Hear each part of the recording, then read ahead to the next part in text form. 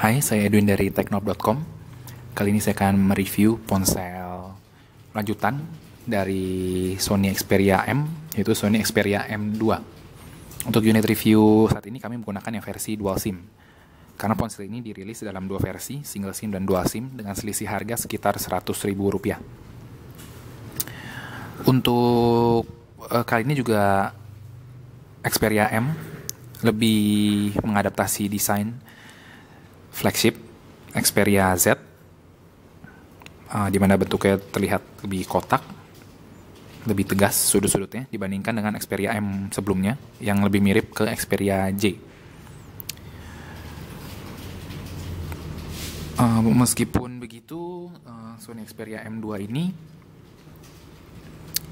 tidak menggunakan material yang sama dengan Xperia Z, karena untuk bagian depan memang terbuat dari kaca tentunya, namun untuk bagian belakang dapat dilihat merupakan terbuat dari bahan mika yang terlihat seperti kaca, namun tentunya terbuat dari plastik, sehingga permukaannya tidak 100% flat seperti bagian depan. Jika Anda memantulkan ke arah cahaya, maka cahaya terlihat terbelok-belok. Dan juga dapat dilihat di sini sangat fingerprint magnet dan juga sangat mudah tergores.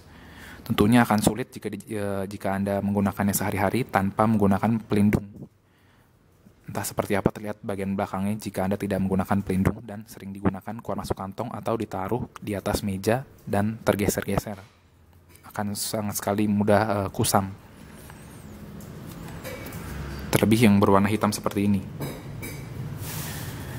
Ponsel ini memiliki tebalan sekitar 8,6 mm dengan bobot 148 gram. Pada bagian depan terdapat earpiece, kemudian kamera depan, sensor proximity dan sensor cahaya, kemudian terdapat sebuah LED notifikasi yang berukuran kecil. Untuk versi dual SIM ini terdapat sebuah stiker untuk menandakan bahwa dengan kemampuan dual SIM, jika Anda mencabut stiker ini tentunya dari segi bodi terlihat sama persis dengan Xperia M2 single SIM. Untuk layar mengusung berukuran 4,8 inci dengan resolusi QHD 540x960 pixel dengan kedatangan pixel sekitar 229 ppi. Tidak terdapat tombol fungsi Android, karena untuk tombol fungsi Android terdapat di dalam antarmuka, sehingga di bagian bawah terlihat polos saja, frame hitam polos. Untuk bagian belakang terdapat kamera utama resolusi 8 megapiksel ditemani dengan LED flash, kemudian sebuah mic untuk perekaman dan juga untuk fitur noise cancelling pada saat menelpon. Untuk sisi kiri ponsel terdapat cukup penuh, terdapat slot untuk kartu micro SIM, SIM 1 dan SIM 2. Kemudian terdapat tombol lock atau power dengan desain yang disebut Sony dengan nama Omni Balance, tombol volume up and down, kemudian tombol kamera dengan sistem two step setengah untuk menentukan fokus dan sekali lagi untuk mengambil gambar. Untuk sisi kanan ponsel terdapat port micro USB untuk pengisian daya dan juga untuk koneksi data. Kemudian terdapat slot kartu memori micro SD dengan kapasitas maksimal 32 GB.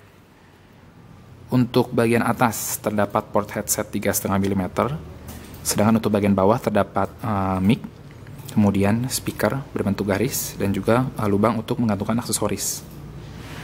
Sony cukup pintar untuk kali ini dengan menaruh speaker di bagian bawah, karena jika Anda menaruh di atas meja, tentunya keluaran suara tidak akan tertutup, sehingga tetap terdengar lebih kencang. Untuk di sudut-sudut pun terbuat dari plastik doff, sehingga tidak licin di genggaman. Berbeda dengan seri premium yang terbuat dari metal, namun cukup masuk akal karena selisih harga yang cukup jauh. Secara keseluruhan material bodinya terlihat baik, terlihat keren, walaupun orang tidak akan menyangka bahwa bagian belakangnya terbuat dari plastik mika, bukan kaca seperti Xperia Z.